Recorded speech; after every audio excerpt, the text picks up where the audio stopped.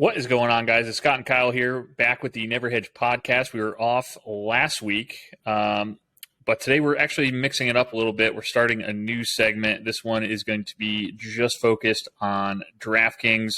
We're going to go over pricing, go do an overview of kind of tournament lineups, who you would want for that, and then we'll also go over cash lineups as well. How you doing today, Kyle? Yeah, good. I'm excited about the new segment. Love DraftKings and everything they're doing. So let's do it. Let's win some money on DraftKings. Yeah. Let's. You want to pop into your screen? Yeah. Let me share my screen real quick. And then I'll get mine up here as well so I can follow along with you. So we'll start with the most expensive. Probably don't need to go into the cheaper guys too much unless there's some spots that we like. Like, we definitely don't need to go over every single fucking 7K guy unless there's spots that we want. Like, I don't think we need to cover Andreas Michailidis too much. Yeah, and when we get to him, we'll talk about. I guess we'll give you a reason why you should own him, even if there's very few. Yeah. Aaron Blanchfield starts it off at 9,600, and I actually think she's worth it at 9,600. I'm not sure her ownership will be too high because of who's around her. Right. And nobody wants to spend the money on a highly priced female fighter. Exactly. But if we look at her stats, and she's still young as hell. 8-1. Look at her fantasy points per fight, 120.5. Yeah. Ridiculous. And just look what she did to Miranda Maverick. Maverick had no answer. 7 takedowns. She landed 7. Yeah, she landed 7. Look at the control time, 12 minutes. That's just ridiculous, especially to do to someone like Miranda Maverick. And then her fight against Sarah Alpar, she shows that she could throw the strikes as well. She threw 120 strikes along with 3 takedowns with still over 10 minutes of control time. Yeah. I mean, she's a stud. She's an absolute stud. And I think cold-blooded is the nickname. Cold-blooded. Yeah. Cold-blooded. And I think you could get her at a discount. I think also she made Miranda Maverick change gyms after that fight. She did. Yeah. Maverick left. She's like, all right. I gotta start trying. I gotta learn how to wrestle. Yeah. And that brings us to Evloev, another wrestler. He's at 9,400. And prior to watching tape, I was actually on Dan Ige. After watching tape, I can't go Ige. Look at these takedowns again. Against Dawodu, he had 9 takedowns, nearly 10 minutes of control time. That just utterly ridiculous. Glenn's a wrestler. He got 2 takedowns with over a round of control time. When you think about it like that, right? 5 minutes 36 seconds. Grundy, another wrestler. He landed no takedowns against Grundy. Still got the W. If you look at points per fight, almost 100. You're hoping he scores a little more at the price point at 9,400, but I still think Movsar is a pretty decent play. What do you think, Scott? Yeah, I do too. I'm kind of with you in that my first initial thought when looking into this matchup, it was like, why is Ige a plus 300 dog here? And then going back, watching some footage of all those fucking takedowns and his wrestling ability, I can definitely see why. I think he also gets it done here. And I mean, if you want to win tournaments, his ownership will be high. Yeah, if you want to win tournaments, first and foremost, you got to get winners. You need winners, right? You need someone who's going to score a lot, and what scores a lot is takedowns. Control time. So, I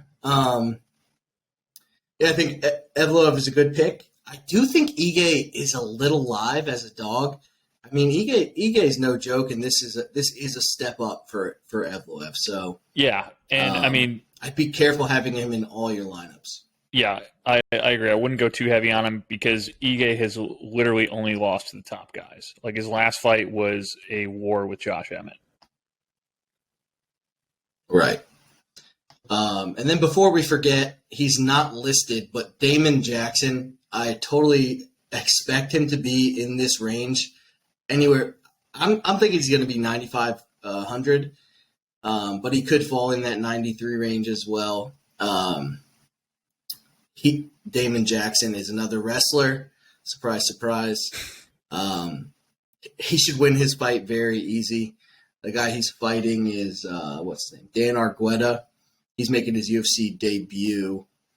And Damon Jackson in his last fight looked as good as you can look against a guy who people thought was going to be a stud in Kim Willa-Kirk. So all over Damon Jackson as well. I'll have a lot of him, and you got to think his ownership might be down a bit because he's not on these early roster release. Right, you guys making their lineups early.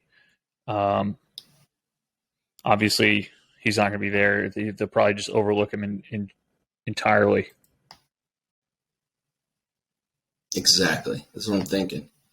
We got our, I don't know how to say his last name, Rinat Fakhretdinov. Yeah. The Gladiator, coming in at 9,200. He's making his UFC debut, but this dude looks like a monster. Looks like a gladiator. Have you been able to watch any of this guy, Scott? I've seen one of his fights. Yeah. Yeah. I think he's going to knock out Michailidis. Probably. This is a very interesting fight because neither of these guys have fought at 170 before, right? And Michailidis has fought recently as high as 205. So it'll be interesting to see how much power he can retain at 170, and how much bigger his head looks at 170 than it does at 1, because he does have a massive fucking head. Yeah, he does. And Fakhretdinov is also dropping weight to 170 for the first time. It does add a little bit of a guy making his UFC debut, dropping weight. Kind of a little sketchy, but Michailidis is not good. The competition he's fought in the UFC has not been good. I think Fakhretdinov puts on a show. Yeah. Yeah, I would not be opposed to staying away from this next fighter. Just because of all the unknowns. Yeah.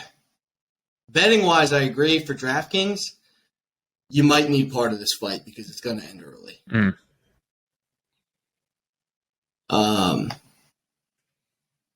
Mike Trizano comes in at 9,100, the Lone Wolf, and I'll tell you straight up, I won't be owning any of them. No. That's way too high for me. No. Yeah, and he's got 5 fights in the UFC. He arguably won none of them. He got a split against Giannetti, a split against Luis Pena. I thought he lost against Pena. Yeah. Got subbed out by Grant Dawson. I thought he lost against Ludovic Klein. I thought that was one of the biggest robberies we've seen. I think we were on Ludovic Klein. Sure were. In that fight. And I rewatched that. I rewatched it doing tape this week. Yeah. Still have no idea how Trizano won that fight, and then he lost to Dawodu. No shame there, really. Hakeem is really good. But he doesn't score highly in DraftKings. No, look at his points per game is only 47. Yeah. Right, and that's with 3 wins to 2 losses. Doesn't go for takedowns as often as he should. He probably will have a wrestling advantage in this fight. But he likes to stay at range, and I actually wrote going into the Dawodu fight. I reread my notes, and I wrote that Trizano follows a game plan really well, and he usually has good game plans. Against Dawodu, he had the worst game plan of all time. It was strike from the outside. It was very clear early on that he was not as good a striker as Dawodu from the outside, And he just kept doing it. He wasn't switching anything up. That takedown he landed was not till the end of the third round. I will have no Michael Trizano in my lineup. No, thank you. Yeah. Jeff Molina, $9,000. He's our boy. We've had him on the show before. Yeah. He's coming in against Zalgas. And want to talk about a score. Look at his points per fight here. 123.9. Kid puts out volume strikes 189. Weili Lang with 2 knockdowns. He's got a knockdown in both of his fights. Kid's a stud. Kid is an absolute young. stud. He's learning. Yeah. Oh, yeah. He doesn't necessarily have the takedowns, and he doesn't have the greatest takedown defense, but he always works to get up. He does not accept bottom. I don't think Zalgas will be able to hold him down, and I think Zalgas will really struggle with the pace that Jeff Molina puts on you. Yes, and just that volume. I do expect Molina to be highly owned. I do too. Yeah, the volume of volume is going to be an issue. He's really popular. Yeah, and Zumagulov. Jeff Molina is a really popular fighter. Yeah, his fights have been borderline boring. You know, he doesn't throw. He doesn't throw a ton of strikes, like in fucking his fight against Rivera. I mean, he won by sub in the first round, but he threw 10 strikes. He lost, by KO to Manel Kopp through only 30. And then his 2 other decision losses, he threw 74 and 73. So not super high, not even close to 189. Yeah. I like Jeff Molina there. He will be highly owned because he's like Twitter's darling. Yes. I think he's worth having, though. Next up, Odi Osbourne at 8,900. And he's in a tough fight against Zarrukh Adashev. I do, however, think DraftKings-wise, he's more of a DraftKings play than he is bet. Odi Osbourne can end the fight in the first round against anybody. And I think you need a piece of him. He's 50-50 in the UFC. He's lost to Manel Kopp. He's lost to Brian Kelleher. So every time he gets a step up, he seems to lose. But when he wins, he scores. Even with the 50-50 loss, he still averages over 50 points, DraftKings points. So that means when he's winning, he's scoring. So I'll be having Odi Osbourne in my lineup. I'm not sure how popular he'll be. I'm thinking I bet you 28% owned. I was going to say around 20%. 20? Yeah. I like that. What do you think about Odi Osbourne here, Scott? For me personally, I think I'm staying away here. There's 14 fights on this card. And there's plenty of other spots. Like you said, he can end the fight in the first round. So I don't know. There's other guys that I like, and at that price point, I'd rather spend the extra. Like if I had to pick between Jeff Molina and Osbourne, I'm taking Osbourne all day. Molina. Right. Yeah. Yeah. Yeah, I hear that. That's good reasoning there. Can't argue with you. You're not gonna be able to have too many super expensive guys, and he's right. He's at a marginal price point here, where it's like, not really a ton of value and like not super expensive, where everyone's going to go to him as like an easy lineup filler. Yeah, I agree with you. That's why I think he'll be pretty low owned too.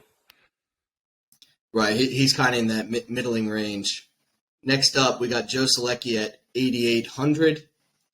And Joe Solecki's another interesting one for me because after the Jim Miller fight where he dominated Jim Miller, yeah, I said that Joe Solecki was a bet on fighter. He followed it up against Jared Gordon with a loss.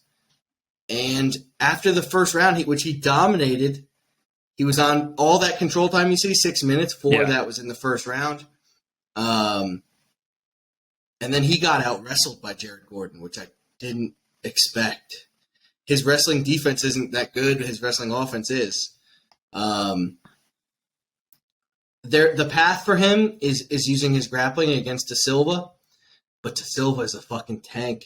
Yeah. I think Joe Solecki will be somewhat popular, over 30%. And I agree. For me, I'm staying away. Yeah, I like that a lot. All right. We don't like Joe Solecki this week. No. We might be bucking the trend there. Talk about a guy I do like, Alonzo Menifield. I know that's weird to say because he's coming off a loss to William Knight, who I'm not high on. No. But that was a sketchy loss, though. It was a sketchy loss. I thought he won. Yeah. But the guy he's fighting, Mozharov, terrible. He's so bad. The competition he's fought is really bad. He goes out there, swings wildly. He does throw some nice leg kicks, really hard leg kicks. But besides that, he just looks sloppy. His body mechanics are sloppy. Like, he's not very athletic. I think he's going to be – Alonzo Menifield can get a takedown whenever he wants. And more than likely, though, I see Alonzo Menifield – Mozharov is going to rush in. Alonzo Menifield knocks him out cold. I think this fight ends in the first round. I like Alonzo Menifield a lot, especially at 8,700. Coming off a loss, people are going to look at that and not want him. Coming off a loss to hard-hitting Bill Knight, too. Right. 255-pound William Knight. Yeah. So I think he might sneak in like 23% owned, and I think he gets a first-round finish. I like it. I like that a lot. Alexander Volkov, main event fighter, comes in at 8,600. He gets the extra rounds for you, so 5 rounds of fighting. I actually just don't think he wins this fight, so I'll be staying away. Yeah, I do think you have to have one of these guys in here, and for me, so his last fight, you don't really get an idea of what he can do against like super tough competition for 5 rounds, because he lost immediately against Tom Aspinall, who's a fucking absolute stud. But he seems to be the guy that they put up against when they want to find out if you could maybe have a title shot. And then that's a good point.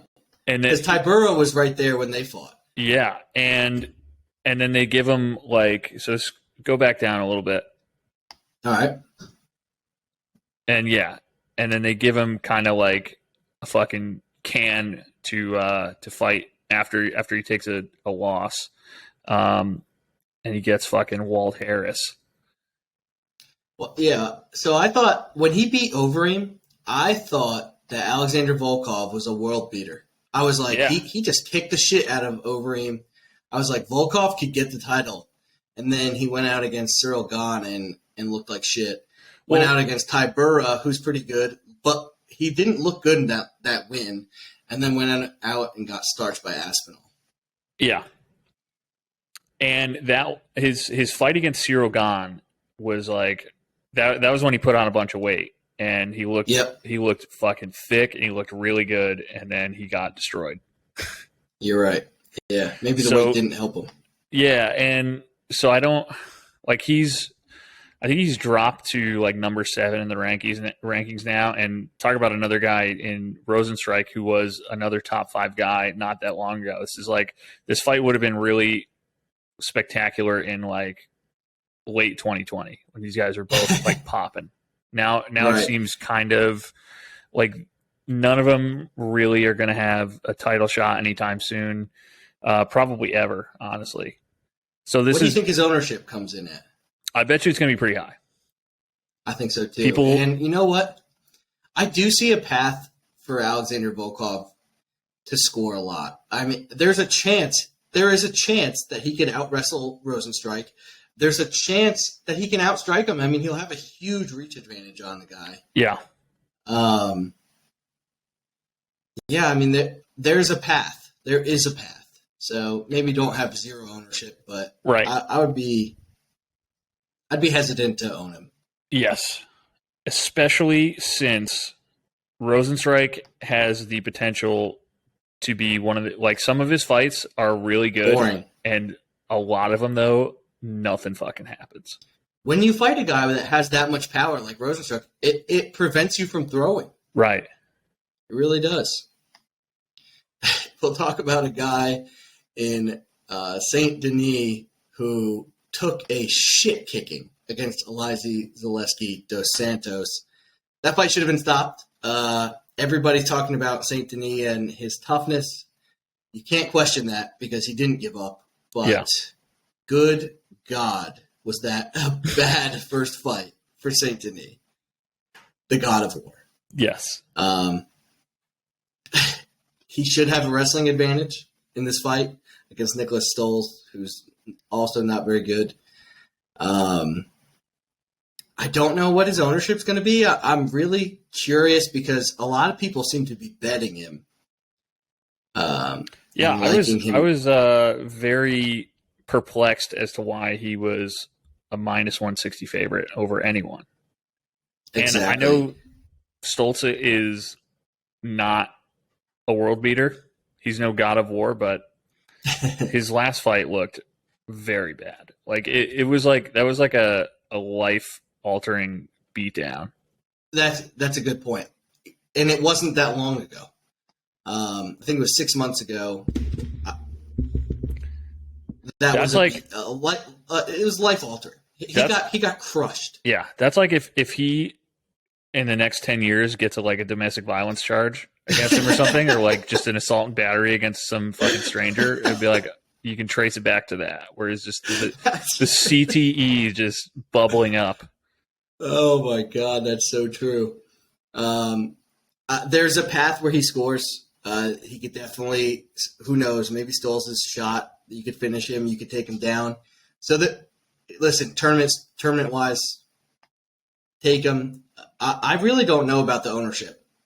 I'm lost on that. So yeah, he's not a very big name, except for people who know him from watching his last fight.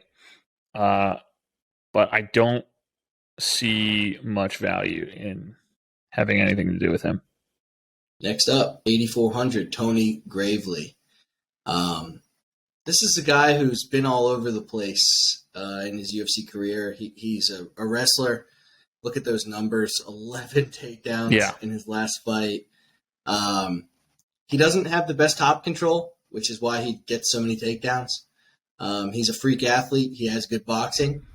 At 8,400, it's hard to say what his ownership is going to be because there is so much love for Munoz right now. The line is moving against Gravely. So the betting market likes Munoz. Mm. So I'm not sure what that does to Gravely's ownership, but I know what it does for mine. I'm going to own him. It's DraftKings. You can't go against over 10-minute control time in 2 fights, 11 takedowns, 4, 7, 5, and against Nate Mann it's only 1, but you can't go against that.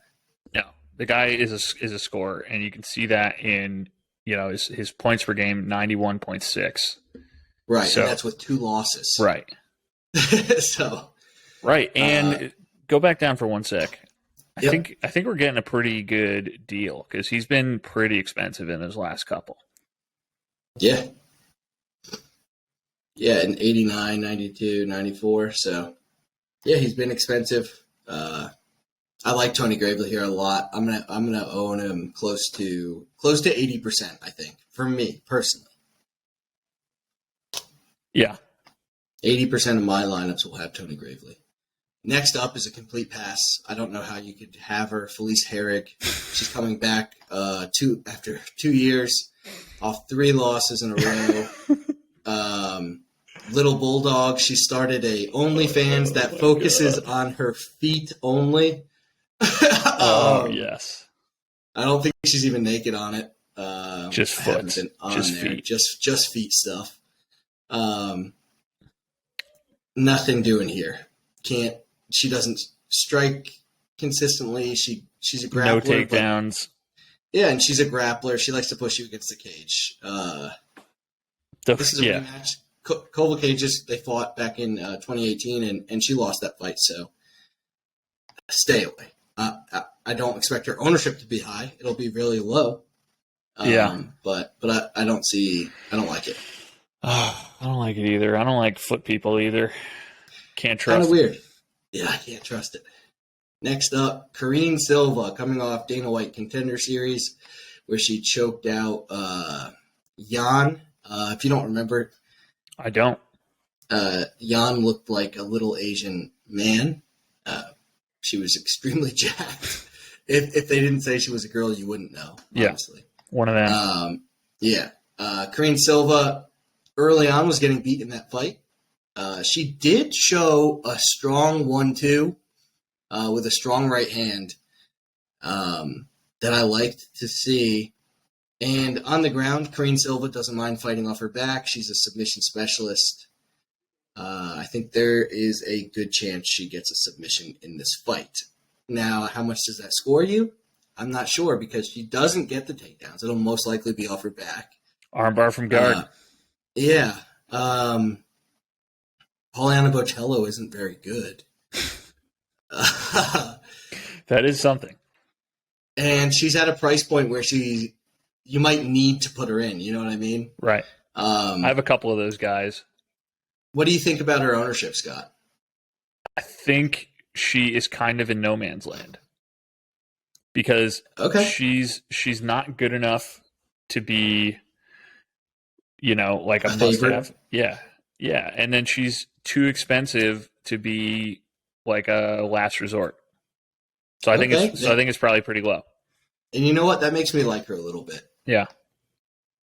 All right, moving on to the person she's fighting, Poliana Botelho. I'll be staying away. I don't think she's good. No. She doesn't get any takedowns. She has no grappling background at all. So quick fact about Poliana Botelho: she didn't start fighting at all, any combat sport, until she was 24, and she fell in love with striking. She started striking doing cardio kickboxing classes. Right, and so she doesn't have that Brazilian jiu-jitsu background that a lot of these Brazilians have. I don't think she wins. I don't want any of her, especially at her price point at $8,000. She will be low owned. I can guarantee you that. Yeah. Next up, Karolina Kowalkiewicz. I'm kind of surprised we're seeing her back in the octagon. I thought after her last loss that she was going to retire. She's coming off of 5 losses in a row. She's lost 7 of her last 9. Oh, my God. But look at who it's against. Johanna, Claudia Gadelha. She won 2 in a row, including one over the person she's fighting, Watterson. Andrade, Watterson, Grasso, Zainan, and Juliana Penne, sorry. Jessica Penne. Fucked that one up. But anyways, I didn't think we'd see her again. She got really messed up against Anand, and then Penne subbed her out quick. She looked like a broken human in her crying Instagram post after that fight. With that said, I kind of think she wins this fight. Herrig's not good either, and Kowalkiewicz at least throws a lot of strikes. We've seen in her wins, so these are all losses, obviously. Scroll way down, yeah. In her 140, wins, that's pretty good. She 126 strikes and 127 strikes in her win. So I like her. I think there's not many dogs this week that I like, so I'll be playing some of her. She'll be low owned, extremely. Yeah. I mean, if you have to, go for it. If you're in a pinch, yeah, I do think she wins or is at least competitive, and she can probably land. If we go back to some of her To her page? yeah, Okay. I think she wins and probably hits over 85 strikes. yeah, I agree. She does have some Next, nice crazy eyes, nice Polish, Eastern European crazy eyes. Both of them are pretty decent to look at. Yeah. Next up is Johnny Munoz. He's 11-1. He's coming up against Tony Gravely, and this is like a grappler versus grappler matchup. I'll give Munoz the edge in cardio, I guess. I don't know. Gravely could be submitted. That's his path. If I was a betting man and I wanted to bet this fight, if I was picking Munoz, I'd pick him by sub. But I'm on Gravely, and I'm not gonna have much of him, honestly. He'll have decent ownership too. Yeah, a lot of love on Twitter. Also, line movement. He's down to plus Didn't 110. do that. Yeah, somewhere like that. Which I think it opened up. He was like plus 1.25.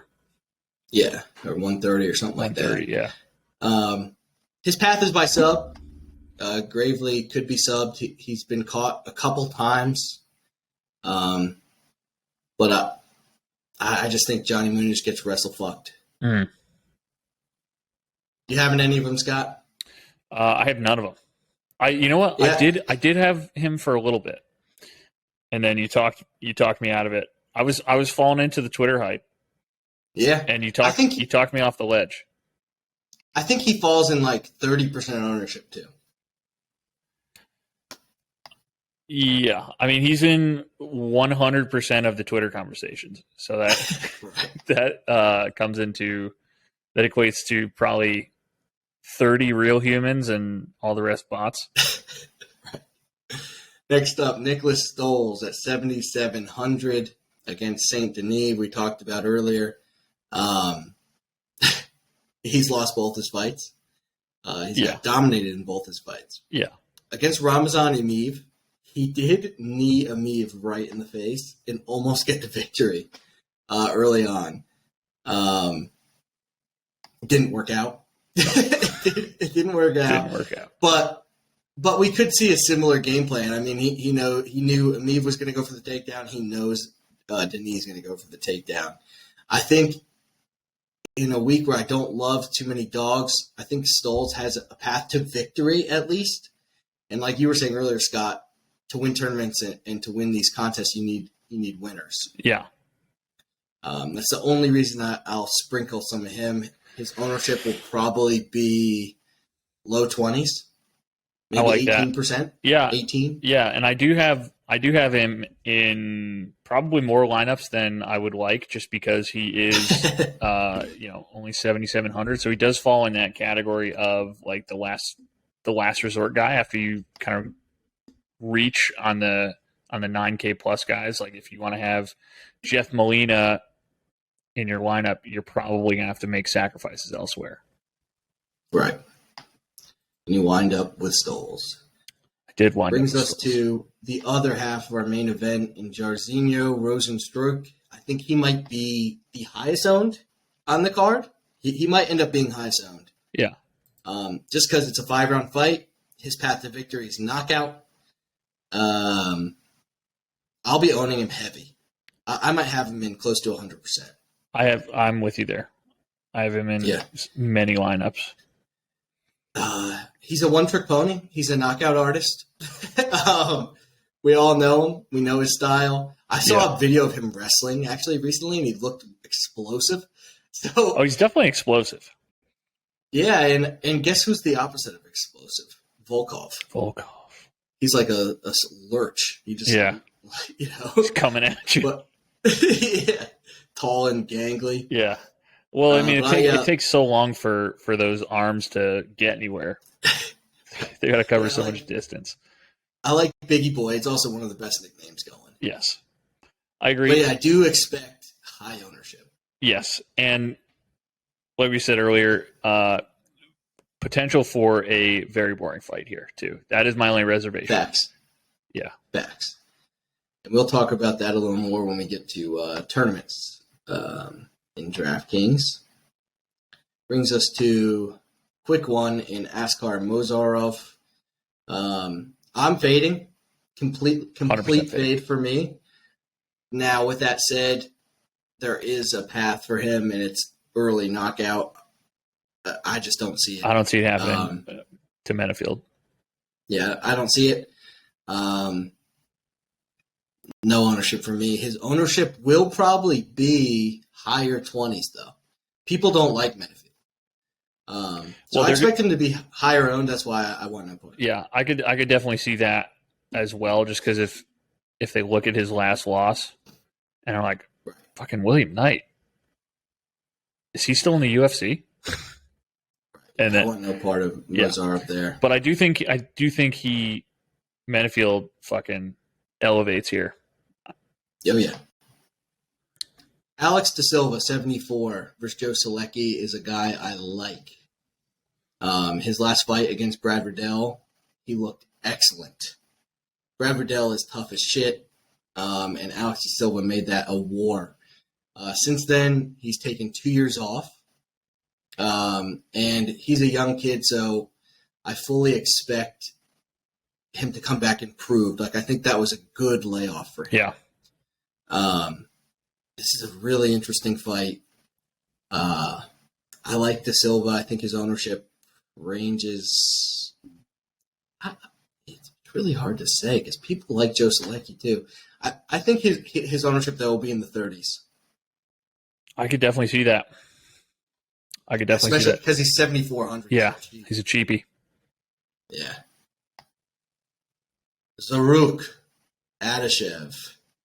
Ooh. He's 4-3. That's a little deceiving. He's fought tough competition. Sumajerji, he looked pretty good in that fight. He's not a bad fighter. Doesn't score. He's really smart. No, he doesn't score. I think he loses to low ownership, probably. Yeah. Do you like him? No. We move on. Yeah, these next ones we can go pretty quick. Zalgas. He's getting some love. Zalgas has been getting love in the betting community as of late. The line is closening. He got starched by Manel Kopp. Yeah. Before that, he beat Jerome Rivera via sub. I thought he won the Paiva fight. That was really close. Yes. He should have a wrestling edge against Molina, but I don't think, like I said, I don't think he'll take him down too often. He doesn't really go for takedowns, as we can see. I'm not going to own him. I'm a Molina guy. Yeah, like we said earlier, he is he's got a pretty slow pace. Like if you scroll back down, doesn't throw a ton of strikes, doesn't do a ton of takedowns. He just exactly. Yeah. Yep. Yeah, so he's not a scorer regardless of win or loss. So no point in having him on DraftKings for us. Right. Now here's a guy I like. Finally, Lucas Almeida, 7,100. I think he'll be pretty highly owned. Yeah. Just because his price point. And he looked so good in his Dana White Contender Series fight against Zaluber, or however you say that kid's name. Yeah. That was a war. He had that kid hurt early. He's extremely aggressive in everything he does, to the point where he does get sloppy and he leaves himself open for takedowns. Lucas Almeida's path is knockout, and I like him here. Yeah, I have some of him in quite a few lineups. I also have De Silva in quite a few as well as kind of some of those value plays. I like it. Yeah. Michailidis, don't see a path for him. Yeah. Agreed. Dropping weight like you discussed. So, he went from fucking 205, and then I think that second fight, 185, I think. I think it was 185 because we're like, oh, he's back. KB Bular. Yeah. And then Pereira Terrible. Completely starched. Yeah, I mean, this guy's not good. No. And he's fighting Russian freak, so. Out on Michaelides. Yeah. Dan Ige. Do we like Dan Ige? I do. 6,800. I do at 6,800. I do at 6,800. I mean, he fought Josh Emmett tough. Yeah, it was an absolute war. And you know what? The reason everybody's picking against Ige and why it's so wide is because of this Jung fight, where he got out wrestled by the Korean Zombie. But I think that's a little deceiving. I don't think he expected the Korean Zombie to wrestle. He wasn't going into that fight thinking wrestling. Therefore, he got taken down, and he was a little surprised by it. Mm. Against Emmett, he was expecting wrestling, and his wrestling looked much better. You know, he has some good takedowns of his own. He even got Emmett down, who's a wrestler. Yeah, and he's got power. He had Emmett hurt a couple times. Oh, yeah. He's got massive power and great boxing. He rips to the body. Yeah. Dude, those body shots are ferocious. Oh, yeah. Great combos. I fully expect him to be the better boxer. Evloev's hittable. Yeah. Don't be surprised if Dan Ige knocks Movsar Evloev out and ends up optimal. I do think he'll garner some ownership just because he's a pretty big name. He's 6,800. Yeah. Yeah, and I mean, if you go back to the Josh Emmett fight, I mean, Josh Emmett is so freaking pale that you could see every single one of fucking Ige's body shots. It's just bright. His body was just fucking bright red. Yeah. So yeah, 6,800. Worth a shot. Ige's worth a shot. Worth a shot for sure. And then JJ Aldrich, is she worth a shot? No. At minimum price, with 3 wins in a row, is she worth it? Showing some improved takedown defense against Jillian Robertson. I think you're right, though. The answer is no. I think she gets taken down 14 times here. It's the only way she gets taken down less than 14 times is if she gets submitted in the first round. Yeah, I don't like JJ Aldrich either. All right. Let's move on and make some lineups here. So for those of you unfamiliar with how DraftKings lineups work, you know, you enter a contest. Depending on that contest, it could be up to, tens of thousands of people in it, or as little as you versus one other person. So we'll go the big tournament style first. And that, with the tournament style, you generally, you think of ownership more than you think of just plain old who wins. For that reason, Scott, I think we should start one of our lineups with Blanchfield. I have her in the one that I have pulled up right now. Yes. All right, so let's draft her. Let's draft Erin Blanchfield.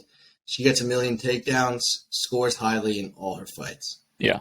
Do you want to scroll to the bottom, try to get some of these cheapies in so we could see what we're working with?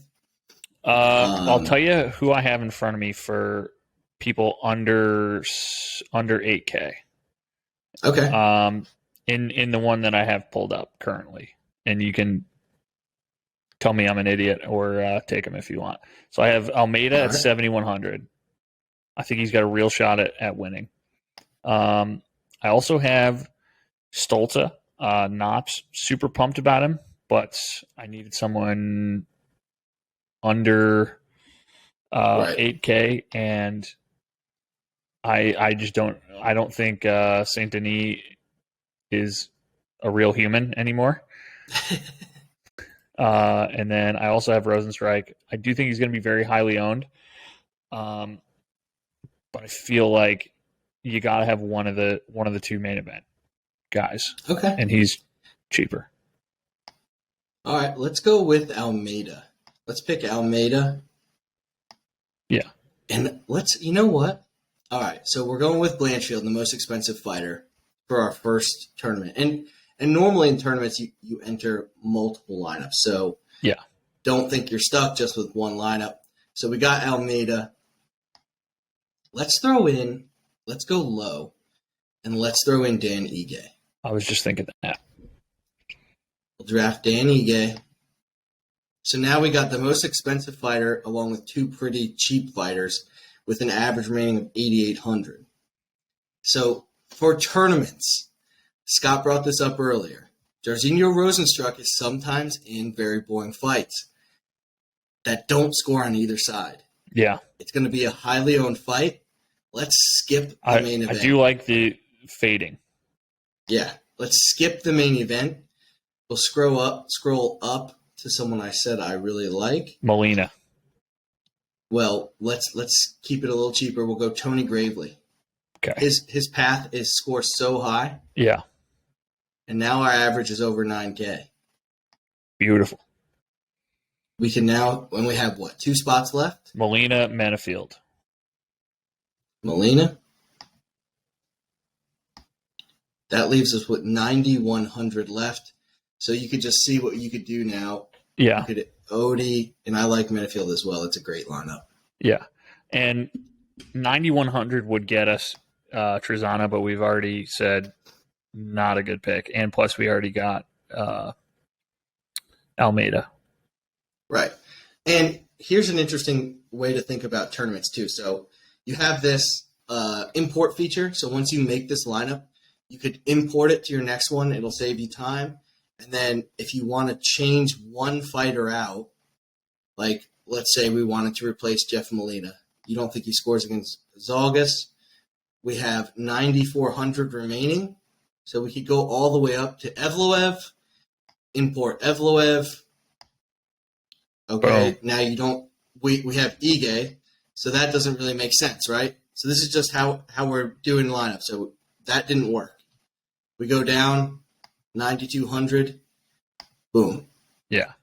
And now you got a different lineup with mostly the same fighters, but we're changing one thing, and this gives you an edge. If you hit, there's still a risk, but if you hit, you want the options because the optimal lineup is right. Like a lightning strike. Right. Who the hell knows? Right. So you could switch it out for Odie Osbourne. Yeah. You could still, that's your base. You can set up the bones of a solid lineup and then, like you said, just do one person at a time. Right. Now, what if you think Dan Ige gets starched, right? Which a lot of people think. We take him out. We put in Evloev.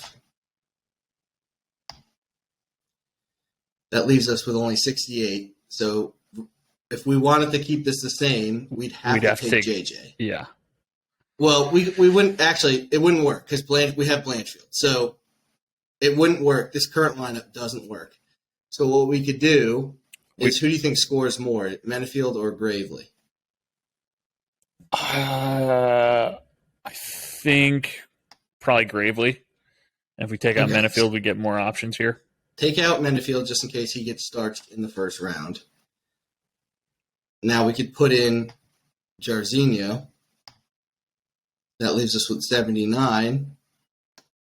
Nobody's going to be taking Karolina, or we could go Stolze, or we could do both. Yeah. And this is how I typically build my lineups every week. Is I do stuff like this. Same. Just play around with it. Play around, but I try to use the same core players.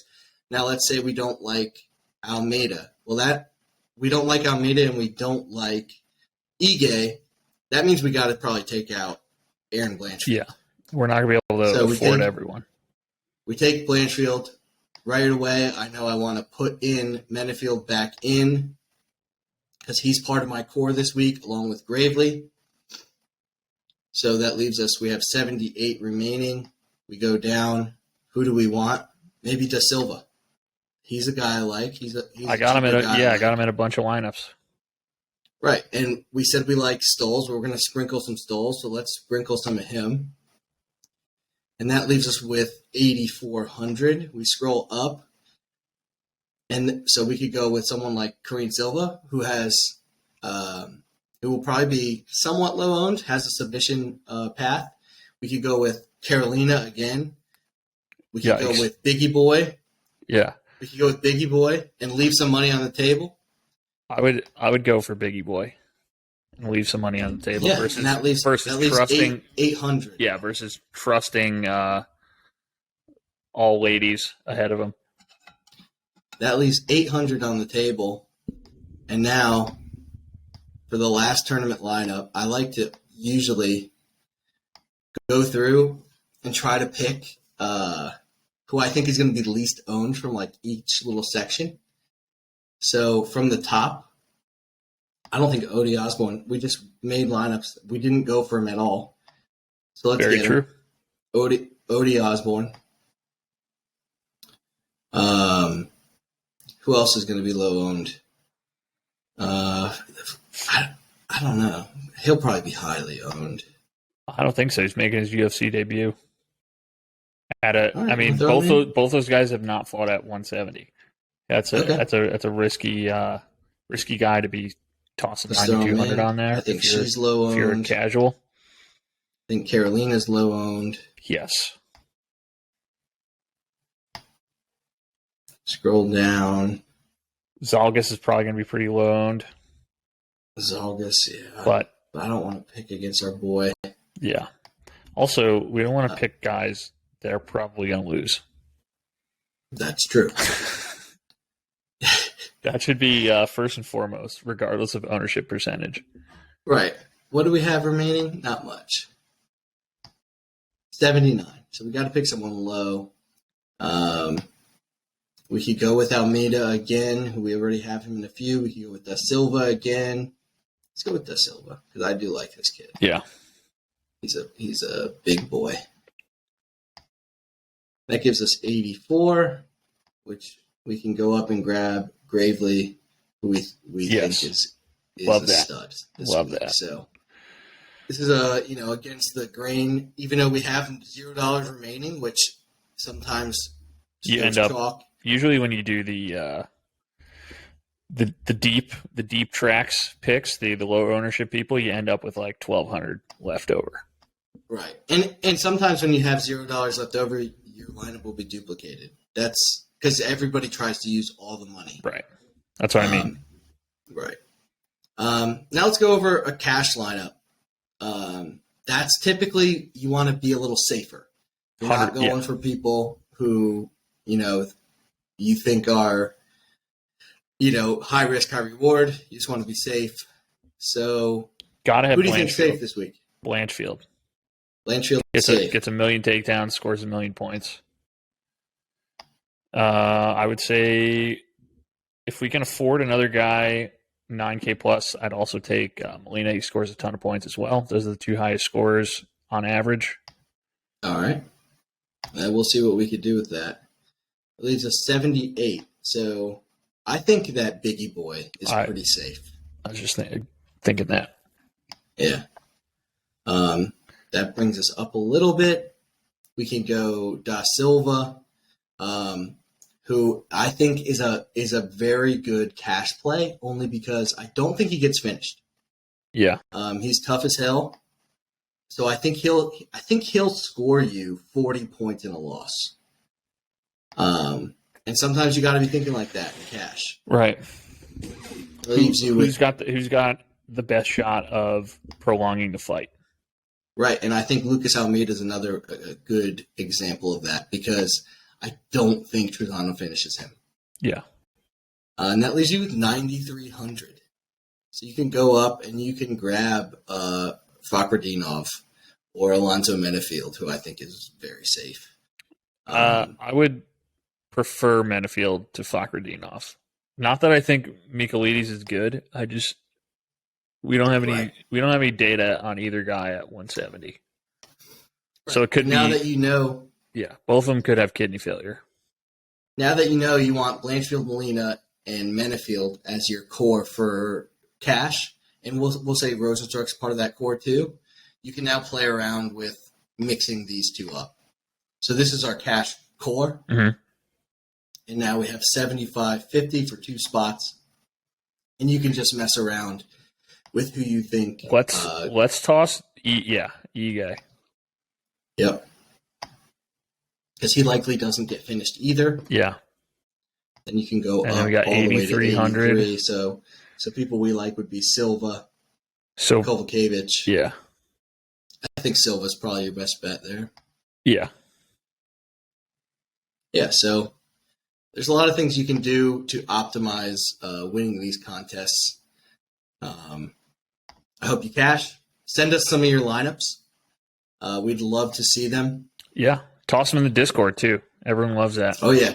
The Discord's getting a makeover today, by the way. Terrific. Yep. So Discord will be updated today.